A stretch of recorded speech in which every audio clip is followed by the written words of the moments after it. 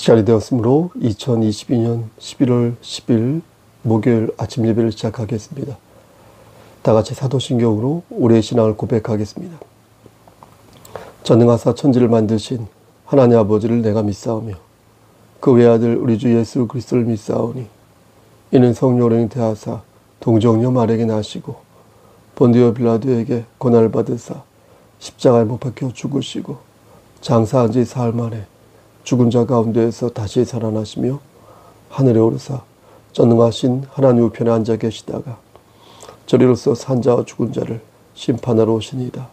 성령을 믿사오며 거룩한 공예와 성도가 서로 교통하는 것과 죄를 사해 주시는 것과 몸이 다시 사는 것과 영원히 사는 것을 믿사옵나이다. 아멘. 사랑과 은혜가 풍성하신 하나님 아버지, 하나님의 크신 사랑을 진심으로 감사드립니다. 우리에게 새로운 하루를 허락하셔서 예배로 하루를 열 수 있도록 도와주시는 애 감사합니다. 하나님, 오늘도 성령 하나님과 동행하는 삶 될 수 있도록 하시고 우리가 서 있는 그 자리에서 아름다운 의의 열매를 맺을 수 있도록 도와주시옵소서.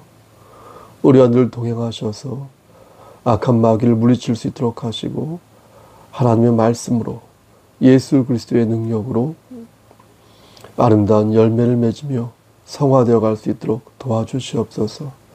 성석교회 공동체가 예수 그리스도를 머리로 하여서 반석 위에 세워지는 교회 될 수 있도록 하시고 지역사회에서 그 책임을 잘 감당하여 빛과 소금의 역할을 감당하는 귀한 교회 공동체 될 수 있도록 도와주시옵소서.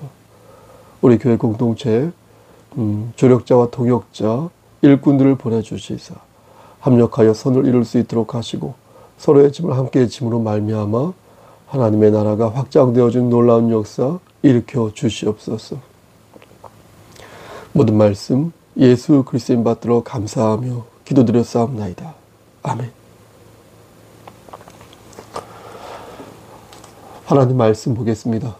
하나님 말씀 로마서 13장 1절부터 4절 말씀입니다. 로마서 13장 1절부터 4절 말씀입니다. 1절 각 사람은 위에 있는 권세들에게 복종하라. 권세는 하나님으로부터 나지 않음이 없나니 모든 권세는 다 하나님께서 정하신 바라. 그러므로 권세를 거스른 자는 하나님의 명을 거스름이니 거스르는 자들은 심판을 자취하리라. 다스린 자들은 선한 일에 대하여 두려움이 되지 않고 악한 일에 대하여 되나니 내가 권세를 두려워하지 아니하려느냐. 선을 행하라. 그리하면 그에게 칭찬을 받으리라. 그는 하나님의 사역자가 되어 내게 선을 베푸는 자니라.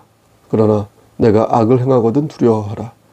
그가 공연히 칼을 가지지 아니하였으니 곧 하나님의 사역자가 되어 악을 행하는 자에게 진노하심을 따라 보응하는 자니라.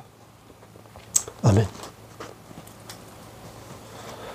하나님, 이 말씀을 들어 사용하여 주시옵소서. 예수 그리스도인 받들어 감사하며 기도드렸사옵나이다. 아멘. 우리가 부모와 자녀들을 위해 기도할 때, 우리 형제와 자매들, 우리의 지체들 위해 기도할 때 나름의 굵직한 테마가 있지 않습니까? 먼저 그의 건강을 위해 기도합니다.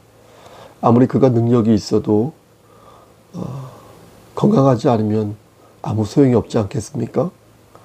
그래서 우리는 사랑하는 사람들, 나의 형제와 자매들의 건강을 위해서 기도하는 것입니다. 다음에 우리가 기도하는 것이 무엇입니까? 그것은 바로 그의 지경을 넓혀달라고 기도합니다. 건강하기를 바라는 것이 그들의 몸을 위한 것이라면 지경을 넓혀달라고 기도하는 것은 바로 그들이 걸어야 할 길을 위해서 기도하는 것이라 하겠습니다. 누구는 그 길이 명예나 권력일 수 있고 누구는 그 길이 공부나 기술일 수 있습니다. 무엇이 됐든 간에 우리는 그의 지경이 넓혀지기를 하나님께 간청하는 것입니다. 인간이 아무리 용을 써도 어떻습니까? 그 생사화복은 하나님께서 주관하시는 것이므로 하나님께서 한번 입김만 넣으시면 어떻게 되겠습니까? 다 날아가지 않겠습니까? 우린 그것을 너무나 잘 알고 있기 때문에 하나님을 두려이 여기면서 동시에 하나님께서 우리에게 주신 사랑을, 자비를 기억하는 것입니다. 이렇게 사랑하는 사람의 범사가 잘 되기를 바라는 것이 기도이고 간청인데요. 그것에 더하여 사랑하는 사람들이 리더십을 가졌으면 좋겠다라고 우리가 간청할 때가 있습니다. 저 같은 경우는 우리의 자녀들을 위해서 특히 이 리더십에 관해서 기도를 많이 하는데요. 여러분은 어떻습니까? 어떤 분은 리더십이 한 나라의 대통령이나 어떤 고위 관리직 이런 사람들에게만 해당하는 것이 아니냐라고 말씀을 하는데 전혀 그렇지 않습니다. 리더십은 모든 방면에서 필요하고 매우 중요합니다. 좋은 부모가 되려면 어떻겠습니까? 좋은 리더십이 있어야 되지 않겠습니까? 좋은 공무원과 좋은 사업자가 되려면 역시 좋은 리더십이 있어야 합니다. 연예인도 그렇고요. 시민사회 운동하는 사람도 그렇고요. 각종 여러 가지 방면에서 일을 하는 모든 분들이 이 리더십이 필요합니다. 여러분 그렇지 않겠습니까? 저는 성경에서 말씀하는 리더십을 크게 세 가지 유형으로 구분하여서 이해하고 있습니다. 첫째, 섬기는 리더십입니다. 어제 수요 예배 때도 말씀을 전하였는데요. 예수님께서 제자들의 발을 씻기셨던 장면을 우리는 기억합니다. 그게 바로 섬기는 마음으로 내 형제와 자매를, 제자를 섬기는 것입니다. 이게 바로 섬김의 리더십이라 이렇게 말씀드릴 수 있겠습니다. 둘째, 동반자적 리더십입니다. 이것은 우리가 우리 자신을 돌아보고 서로의 짐을 함께 진다는 그런 의미를 갖습니다. 이렇게 수평적인 관점에서 상대를 인격적으로 생각하고 존중하면서 서로가 잘 되기를 바라는 그런 마음으로 서로를 업어주듯 나아가는 것이 바로 동반자적 리더십이 되겠습니다. 마지막으로 셋째, 성경에서 말씀하는 리더십은 우리가 따라하기 참 힘드나 우리가 바라보며 나아갈 수 있는 리더십이라 하겠습니다. 이것은 바로 체휼의 리더십입니다. 체휼의 리더십은 섬기는 정도가 아니라 자신을 희생하여서 타인을 세우는 것입니다. 하지만 우리는 이것을 온전히 행할 수 없습니다. 그 이유는 아무리 우리 자신을 희생하여 타인을 섬기려고 해도 성경에서 말씀하는 체휼의 리더십을 온당히 실천할 수는 없기 때문입니다. 왜냐하면 성경에서 말씀하는 체휼의 리더십은 예수 그리스도께서 십자가에 달려 돌아가심으로 말미암아 온 인류를 구원하는 것인데, 우리가 아무리 예수를 닮기 위해서 몸부림을 친다 하더라도 그 무게와 그 깊이를 생각할 때 인간으로서 그것은 불가능한 것입니다. 우리가 어떻게 인류를 구원할 수 있겠습니까? 그렇지 않겠습니까? 우리가 어떻게 자연 만물을 구할 수 있겠습니까? 따라서 체휼의 리더십은 우리가 따라가기 위해 노력할 수는 있어도 그것을 온전히 실행하는 데는 한계가 있는 것입니다.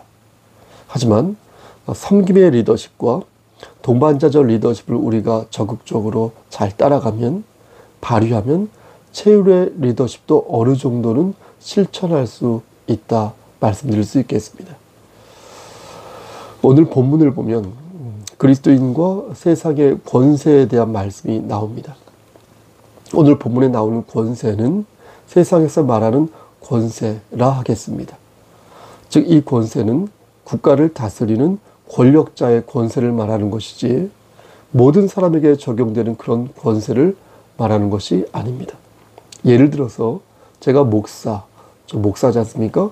목사의 권위를 내세우기 위해서 이 말씀을 사용할 수는 없다는 것입니다. 또 누가 부모의 권세나 나이 많은 어떤 고령자의 권세를 드높이기 위해서, 그것을 주장하기 위해서 이 말씀을 사용할 수는 없다는 것입니다. 이 말씀은 이 세상의 권력자, 그러니까 정치적인 권력자를 뜻하는 것이지 모든 권력과 권세를 가리키는 것이 아니겠습니다. 3절 말씀을 보면 이를 명확히 보여주고 있는데요.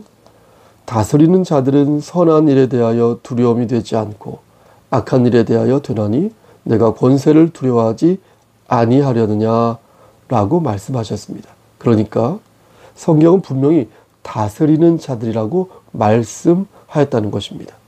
이것은 다스리는 권력자에게 국한된 말이지 모든 사람의 권력과 권세를 말할 때 사용할 수 있는 말씀이 아니라는 것입니다. 옛날에는 왕을 리바이어든이라 불렀습니다. 리바이어든이란 무엇입니까? 바다 괴물을 가리키는 것 아니겠습니까? 그러니까 이 괴물은 너무나 크고 아주 강력하여서 칼로 찔러도 죽지 않는 존재로 알려져 있습니다. 실제 존재하는 것은 아니고요. 그런데 사람들은 그러한 괴물 같은 존재를, 그러니까 아주 막강한 힘을 발휘하는 그런 권력자를 왕이라고 본 것입니다. 그래서 왕은 절대 건드려서는 안 된다, 이렇게 생각하였으며 그렇게 믿었던 것입니다. 그럼 성경은 오늘 말씀은 그런 논리를, 그런 생각을 뒷받침하고 있는 말씀인 것일까요? 권력자에게는 무조건 충성하고 권력자가 무엇을 하든 무조건 복종해야 하는 것이 성경적 가르침일까요? 그렇지 않습니다. 하나님께서는 그렇게 말씀하고 계시지 않습니다. 세상의 권력자에게 무조건 충성하고 복종하라고 하나님께서는 그런 말씀을 안 하셨습니다. 그런 권력 앞에서 아무런 소리도 하지 못하고 꼬리를 내리라고 말씀하지 않으셨다는 것입니다. 4절 말씀을 보시겠습니까? 4절 말씀을 보면 하나님께서는 세상을 다스린 자를 뭐라고 표현하고 있냐면 하나님의 사역자, 이렇게 표현하고 있습니다. 맞죠? 하나님의 사역자. 이것을 한 번만 사용한 것이 아니라 2번 사용하고 있습니다. 이것으로 보아 세상을 다스리는 자를 하나님께서는 분명히 하나님의 사역자라고 부르고 있는 것입니다. 이 말을 여러분 바꾸어 말씀드리면 하나님의 사역을 하지 않는 자는 진정으로 나라를 다스리는 권력자가 아니라는 것이며 그러한 자격을 상실하게 되었다는 것입니다. 그가 하나님의 사역자로서의 그 역할을 감당할 때에, 그죠? 그 역할을, 하나님의 사역자로서의 그 역할을 감당할 때에 비로소 그 권력에 복종할 수 있다는 것입니다. 그러할 때 고개를 숙여야 하는 것이지, 그것이 하나님의 말씀과 위배되는 정책이요 하나님의 이름을 망령되게 일컫는 국가의 위정자라면 절대 그의 권력 앞에서 고개를 숙여서는 아니 되는 것입니다. 여러분 그렇지 않습니까? 찬송가 46장을 보면 뜻없이 무릎 꿇는 그 복종 아니요 운명에 맡겨 사는 그 생활 아니다 라고 말씀하면서 우리의 믿음이 치솟아나는 독수리처럼 되게 하사 주님의 뜻이 이루어지도록 외치며 살아야 한다, 이런 찬송가 가사가 있습니다. 우리는 세상의 빛이지 세상의 밖의 빛이 아니라는 것입니다. 교회가 세상을 이롭게 하지 않고 교회가 세상을 향기롭게 하지 않으면 교회는 맛을 잃은 소금이 되는 것 아니겠습니까? 빛을 잃은 광채가 되는 것 아니겠습니까? 우리는 성도로서 권위를 가져야 합니다. 권위는 권세와 다릅니다. 권위는 권력과도 다릅니다. 권위는 우리 모두가 각자의 위치에서 가질 수 있는 어떤 자격이요, 어떤 멋이요, 어떤 책임입니다. 우리가 서 있는 그곳에서 우리가 책임을 다할 때, 그리스도인으로서 책임을 다할 때 우리는 비로소 성도의 권위를 되찾을 수가 있는 것입니다. 아멘. 근데 문제는 무엇입니까? 정말로 많은 교회가 그 권위를 잃어가고 있다는 것입니다. 정말로 많은 주의 종들, 목사가 그 권위를 잃어가고 있다는 것입니다. 그것은 그들의 권력을 얻으려다 보니까 그렇게 된 것이라고 전 생각합니다. 권력 있는 자에게 아부하고요, 사특한 이득을 취하기 위해서 권세 있는 자들을 추종하다 보니 전 그렇게 되고 말았다고 생각합니다. 여러분, 교회에 권력이 있고 권세가 있는 사람이 출석할 수 있습니다. 교회에 등록할 수 있습니다. 부귀영화를 누리고 사회에 많은 영향을 미치는 사람이 교회에 출석할 수 있습니다. 대통령 후보도 출석할 수 있고 대통령도 등록하여서 출석할 수 있습니다. 교인이 될 수 있습니다. 정말 그러길 바라는데요. 부귀영화를 누리고 사회적인 명성을 갖고 있으며 큰 영향력을 행사하는 그 인플루언서라고 하죠. 그런 분들도 교회에 등록하고 출석할 수 있습니다. 그럼 너무 좋습니다. 우리의 자녀들, 또 우리 자신도 그렇게 멋지게 성장하여서 사회적으로 어떤 긍정적인 에너지를 행사할 수 있습니다. 행사해야 합니다. 하지만 우린 그때마다 오늘 말씀을 기억해야겠습니다. 하나님의 사역자가 아니면 절대 그 앞에서 무릎을 꿇어서는 아니 된다. 하나님의 사역자가 아니라 하나님의 사역을 방해하는 자라면 더더욱 절대 그 앞에 무릎을 꿇어서는 아니 될 것이다.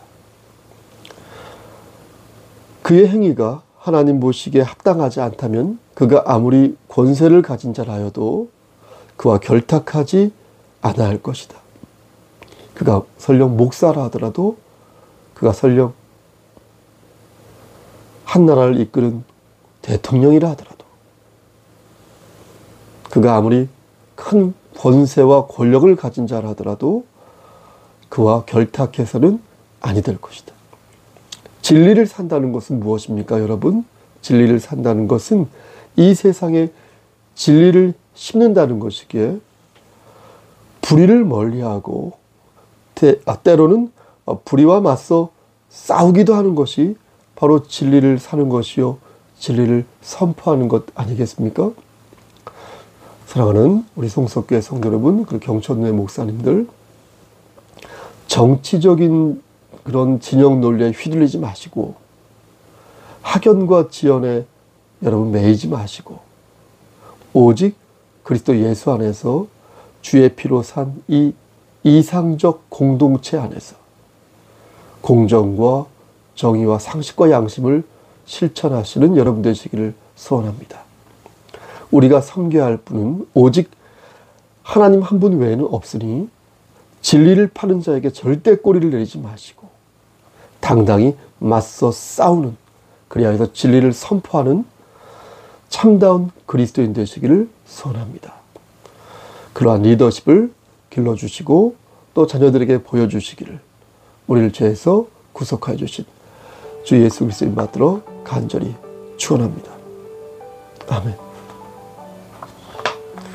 이제는 우리를 죄에서 구속하여 주신 우리 구주 예수 그리스도의 은혜와 아버지 하나님의 만극하신 그 사랑하심과 성령 하나님의 교통하시고 인도하신 모든 역사하심이 하나님 말씀 안에서 올바른 리더십을 가지고 권력과 권세를 잘 구분하고 그리스도인으로서의 권위를 바르게 세워가기를 소원하는 여기 모인 성도와 그들의 가정과 이 제단과 이 나라 위에 하나님의 사랑하심이 세세토록 함께 계실지어다.